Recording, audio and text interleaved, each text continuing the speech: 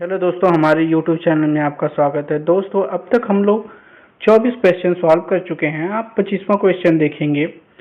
आइए देखते हैं हम लोग क्वेश्चन। तो 25वां क्वेश्चन है, राज्य पुनर्गठन आयोग की स्थापना 29 दिसंबर 1953 को हुई थी और इसकी रिपोर्ट जो है कब सौंपी गई थी? तो 30 सितंबर 1955 को सौंपी गई थी। इसके जो सदस्य हैं, अध्यक्ष थे फजल अली जी और हृदय नारायण कुंजरू जी। इसके जो सदस्य थे के. एम. पनिक्कल जी भी सदस्य थे। चलिए अगला क्वेश्चन देखते हैं। 26वां क्वेश्चन हमारा है, राष्ट्रीय ध्वज 22 जुलाई 1947 को अपनाया गया था। राष्ट्रीय गान 24 जनवरी 1950 को और राष्ट्रीय गीत 24 जनवरी 1950 को। ये कुछ कंफ्यूजिंग होता है कि इसमें 22 जुलाई 1947 को राष्ट्रीय ध्वज है। ये थोड़ा सा ध्यान दे लीजिएगा कि राष्ट्रीय ध्वज 22 जुलाई 1947, बाकी दोनों 24 जनवरी 1950 है। तो 37वां क्वेश्चन की तरफ चलते हैं। 37वां क्वेश्चन हमारा है, अनुसूची 8 जो कि आर्टिकल 343 से 351 के बीच में होता है। तो इसके बारे में कुछ डिटेल देख लेते हैं। इसका प्रारंभ में कितनी भाषाएं थी? तो 14 भाषाएं थी और वर्तमान में अभी 22 भाषाएं हो गई हैं। जो ये कैसे जोड़ी गई हैं उसके बारे में यहाँ पे डिटेल से दिया गया है। तो 21वां संविधान संशोधन 1967 में सिंधी को जोड़ी गई थी और 71वां संविधान संशोधन 1992 में नमक से नेपाली, मणिपुर, कोकड़ी। आप ऐसे देख सकते हैं, ये ट्रिक है। नमक से आप देख सकते हैं कि 73वां संविधान संशोधन 1952 नेपाली, मणिपुर और कोकड़ी भाषा को जोड़ा गया था। आगे बढ़ते हैं।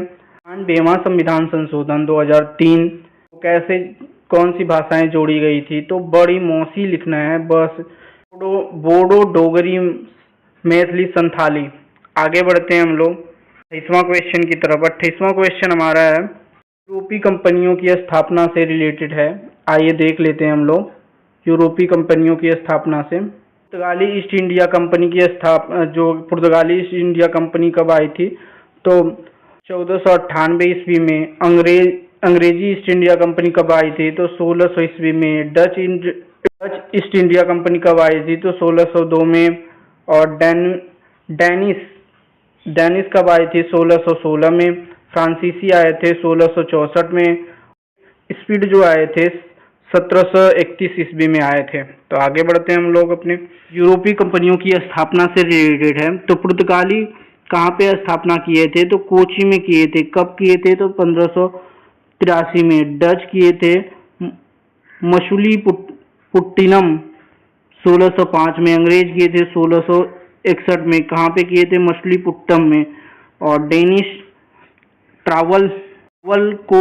ट्रावलकोर में किए थे 1620 में। फ्रांसीसी किए थे सूरत 1668 में। आगे बढ़ते हैं हम लोग। इसमें हमारा क्वेश्चन है, विश्व आर्द्रता दिवस कब मनाया जाता है? तो 2 फरवरी को विश्व आर्द्रता दिवस मनाया जाता है। विश्व जल दिवस 22 मार्च को मनाया जाता है। विश्व पृथ्वी दिवस 22 अप्रैल को और विश्व पर्यावरण दिवस 5 जून को।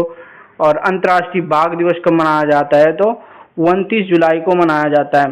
तो इससे दोस्तों क्रोनोलॉजी की तरह क्वेश्चन पूछ लिया जाता है, मतलब लाइन टू लाइन दे के और उसमें दे देगा डेट, तो हमें मैच करने वाला भी क्वेश्चन इससे आ जाता है। तो आगे बढ़ते हैं हम लोग 31वें क्वेश्चन की तरफ। प्रमुख वित्तीय संस्थाएं प्रमुख वित्तीय संस्थाएं कब है और उसका किस वर्ष में स्थापना हुई थी? तो आइए देखते हैं। भारतीय रिजर्व बैंक की जो है स्थापना कब हुई थी? तो 1 अप्रैल 1935 को हुई थी। भारतीय स्टेट बैंक की स्थापना कब हुई थी? 1 जुलाई 1955 को। क्षेत्रीय ग्रामीण बैंक की स्थापना कब हुई थी? तो 20 अक्टूबर 1975 में। और भारतीय प्रौद्योगिकी निगम की स्थापना कब हुई थी? तो 1948 में। आगे बढ़ते हैं 32वें क्वेश्चन की तरफ। जंतु विज्ञान के जनक कौन है? तो अरस्तु जी जंतु विज्ञान के जनक हैं। आधुनिक आनुवंशिक के जनक कौन है? तो वेटसन जी हैं। रक्त परिसंचरण के विलियम हार्वे और वर्गीकृत के कोरलस लीनियस। बढ़ते हैं अपने 31वें क्वेश्चन की तरफ। अजंता की गुफाएं कहाँ मिलती हैं? तो कहाँ स्थित है? महाराष्ट्र में। एलोरा की गुफाएं वो भी महाराष्ट्र में स्थित। सूर्य मंदिर कोणार्क में स्थित है। खजुराहो मंदिर मध्य प्रदेश में स्थित है। चित्तौड़ किला कहाँ पे है? तो राजस्थान में। इसको दोस्तों ध्यान से देख लीजिएगा, ये वीडियो एक दो बार देखेंगे तो आप क्वेश्चन बहुत इंपॉर्टेंट है इस वीडियो में दोस्तों, आप देख लीजिएगा। अगले क्वेश्चन की तरफ चलते हैं। अगला क्वेश्चन हमारा है 34वां। भारत सरकार द्वारा जनगणना 2027 के ब्रांड एम्बेसडर कौन है? तो सुदर्शन पटनायक जी हैं। जनगणना 2027 का संचालन गृह मंत्रालय द्वारा कर रहे हैं। और 36वां जो है विश्व प्रेस स्वतंत्रता सूचकांक 2026 में भारत का रैंक कितना था? तो 127वां रैंक था। और 2015 में इसका रैंक कितना था? तो 151वां रैंक था। 2025 में, सॉरी दोस्तों, 2025 में जो है 151वां रैंक था। और प्रथम स्थान पे कौन है? तो नॉर्वे है। और इस रिपोर्ट को कौन जारी करता है? तो इस रिपोर्ट को जारी करता जो है स्पोर्ट्स विदाउट बॉर्डर्स जारी करते हैं। तो आगे बढ़ते हैं हम लोग। वर्ल्ड स्टील एसोसिएशन के अनुसार स्टील का दूसरा सबसे बड़ा उत्पादक देश कौन है? तो दूसरा सबसे बड़ा उत्पादक देश भारत है और प्रथम जो है चीन है। आगे बढ़ते हैं हम लोग। अगला क्वेश्चन है 37वां क्वेश्चन है। आक्रामक हिप्पो की तेजी से बढ़ती आबादी के कारण खबरों में रही मैगडेलेना नदी किस देश में बहती है? कोलंबिया में बहती है। ये कुछ इंपॉर्टेंट क्वेश्चन है दोस्तों, स्टार मान लीजिए। प्रथम व्यास सम्मान किसको मिला था? डॉक्टर राम विलास शर्मा जी को मिला था। और हिंदी अकादमी का सलाका पुरस्कार सबसे पहले किसको मिला था? तो इन्हीं को मिला था, डॉक्टर राम विलास शर्मा जी को। आते हैं दोस्तों अपने नेक्स्ट क्वेश्चन की तरफ। हिंदी दिवस कब मनाई जाती है? तो हिंदी दिवस 14 सितंबर को मनाई जाती है। विश्व हिंदी दिवस 10 जनवरी को मनाई जाती है। ये जो दोस्तों हैं ये इम्पोर्टेंट है, क्योंकि इसमें थोड़ा सा भी ध्यान नहीं हुआ तो आप भूल जाएंगे कि 14 सितंबर को हिंदी दिवस मनाई जाती है और 10 जनवरी को विश्व हिंदी दिवस मनाई जाती है। आगे देखते हैं। सांकेतिक भाषा दिवस 23 सितंबर को मनाया जाता है। अनुवाद दिवस 30 सितंबर को। और मातृभाषा दिवस जो है फरवरी को मनाया जाता है। और ओजोन दिवस कब मनाई जाती है? 16 सितंबर को मनाई जाती है। ये भी कुछ इंपॉर्टेंट है। अगला क्वेश्चन है 40वां क्वेश्चन हमारा है। प्रथम आंग्ल मैसूर युद्ध कब हुआ था? तो 1749 में हुआ था। द्वितीय आंग्ल मैसूर युद्ध 1784 में हुआ था। तृतीय आंग्ल मैसूर युद्ध 1792 में हुआ था। 33वां क्वेश्चन है। केंद्र सरकार और भारतीय नायक कौन थे? 1857 की क्रांति से रिलेटेड है।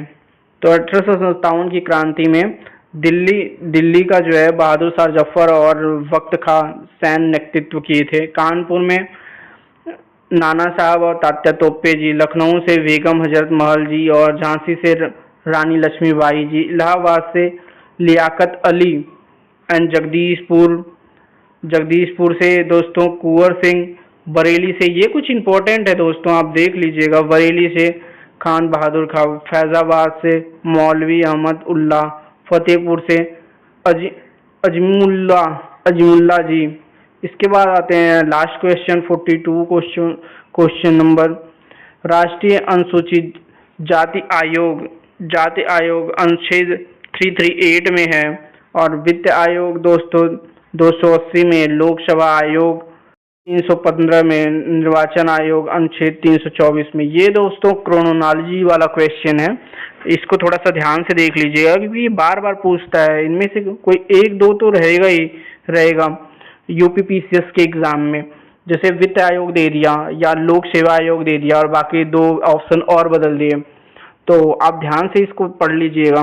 निर्वाचन आयोग कितने से है? 324 से। लोक सेवा आयोग 315 से है। और वित्त आयोग जो है अनुच्छेद 280 से है। राष्ट्रीय अनुसूचित जाति आयोग अनुच्छेद 338 से है। तो दोस्तों अगर यह वीडियो आपको थोड़ा सा भी यूजफुल लगा हो तो चैनल को लाइक करें, चैनल को सब्सक्राइब करें और वीडियो को लाइक करें। जय हिंद, वंदे मातरम।